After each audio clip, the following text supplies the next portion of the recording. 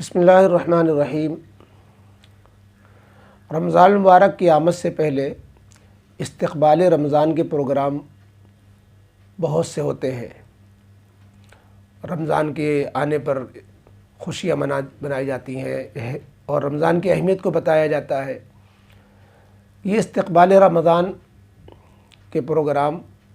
فی نفسی رمضان کی اہمیت دلانے کے لیے بہت اچھی چیزیں ہیں۔ نبی کریم علیہ الصلاۃ والسلام نے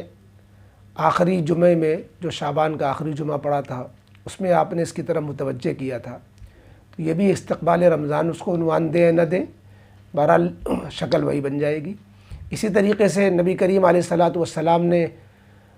2 مہینہ قبل سے ہی دعا شروع کر دی تھی، رمضان کی تڑپ کی، رمضان کو تڑپ کر کے مانگنا چالو کر دیا تھا، اللہم بارک لنا فی رجب و شعبان و بلغنا رمضان۔ اور یوں بھی رمضان المبارک میں سال بھر میں ایک مرتبہ ایسا مہینہ آتا ہے جس میں اللہ رب العزت کی طرف سے ہماری دینی زندگی، روحانی زندگی کے لیے یہ ایک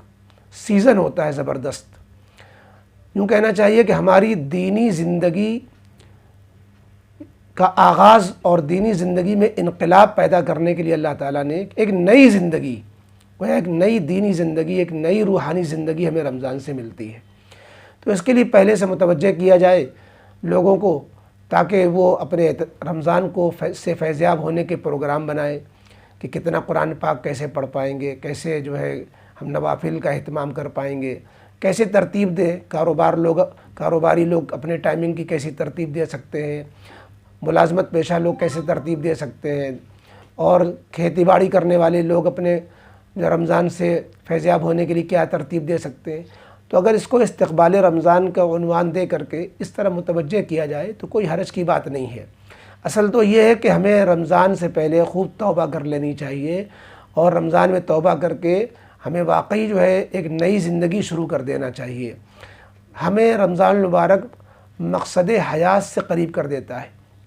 مقصد حیات اللہ کی یاد ہے، مقصد زندگی اللہ کی بندگی ہے۔ تو اس لیے ہم دنیا میں آنے کے بعد 11 مہینے جو غفلت ہوتی رہتی ہے، دل میں دھبے پڑتے رہتے ہیں گناہوں کے، تو وہ غفلت دور کر کے اللہ سے قریب کرنے والا یہ خاص مہینہ ہے، جس میں نماز بھی بڑھا دی گئی تراویح کی شکل میں، روزہ بڑھا دیا گیا، پورے مہینے روزہ رکھنے ہوتے ہیں، شب قدر بڑھا دی گئی، اعتکاف بڑھا دیا گیا۔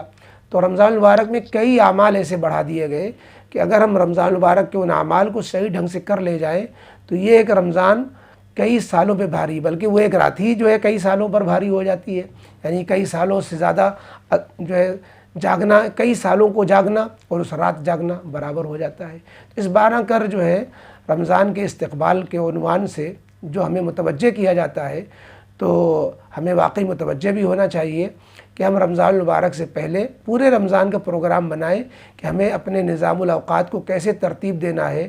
اور کیسے زیادہ سے زیادہ ہمیں، ورنہ یوں رمضان ہر سال آتا ہے چلا جاتا ہے، ہم جہاں کے تہاں کھڑے رہتے ہیں، نہ ہمارے اعمال میں اضافہ ہوا اور نہ اللہ کے ہاں ہمارا مقام مرتبہ بڑھا۔ تو اس کے لیے ہمیں کوشش کرنی چاہیے۔ یہی استقبال رمضان ہے حقیقت میں، صرف پروگرام کرنا، صرف جشن کر لینا، کوئی رسم ادا کر لینا، اور صرف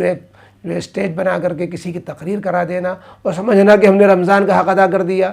یہ تو خود فریبی ہوگی، دھوکہ ہوگا۔ ہم اس طرح کچھ نہ کریں، تنہا بیٹھ کر کے ہم رمضان کے پروگرام کو ترتیب دیں، تو یہ رمضان کے تیاری میں انشاءاللہ اللہ کی مدد شامل ہوگی، اور رمضان کو اللہ تعالیٰ ہمارے لیے خیر و عافیت کا ذریعہ بنائے۔ 2 سال کورونا کے حالات سے گزرنے کے بعد اب ہم رمضان کو آزادی کے ساتھ انشاءاللہ گزارنے والے بنیں گے۔ تو ہمیں نوجوانوں کو بھی چاہیے، محلے کی میٹنگ اس طرح کر لیں کہ کوئی بھی کھلم کھلا کھاتے نہ پھرے، ہمارے محلے بستی میں ہوٹل بھی بند رہیں، کوئی سگریٹ، گٹکا، پان مسالہ، یہ کوئی بھی مسلمان شخص ہمیں نظر نہ آئے، کوئی نظر آئے تو اس سے شفقت سے کہہ دے بھائی رمضان کا احترام کرو، اللہ کو ناراض نہ کرو۔ اللہ کی طرف سے جو پکڑائیں آئی ہوئی ہے اور غیروں کا تسلط ہے ہمارے اوپر، جو حالات آئے ہیں ہمارے انہی بدعمالیوں کی تو دخل ہے، اس لیے کوشش کریں۔